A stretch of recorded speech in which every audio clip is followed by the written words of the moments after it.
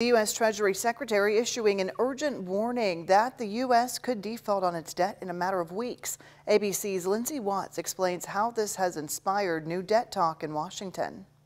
As the debt limit showdown continues between the White House and House Republicans, Treasury Secretary Janet Yellen is warning the U.S. could default as early as June 1st. In a letter to House Speaker Kevin McCarthy, Yellen urges Congress to raise the debt ceiling as soon as possible or risk severe hardship to American families and harm to our global leadership position. America is not a deadbeat nation. President Biden has invited top congressional leaders to a high-stakes meeting at the White House next Tuesday.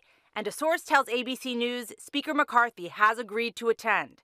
It comes after House Republicans passed a debt limit bill last week, allowing for a $1.5 trillion spending cap increase. The bill is passed.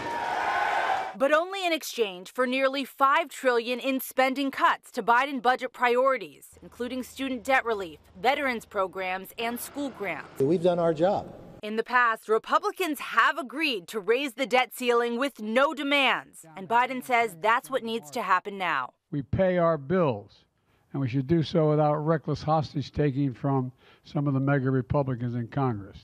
If the U.S. does default on its debt, the consequences would be dire. A halt to Social Security payments and military salaries, the U.S. credit rating being downgraded, which would spike interest rates. It would also tank the stock market, hurting 401ks and other investments. The House has just 12 legislative days left this month to get this done. Lindsay Watts, ABC News, Washington.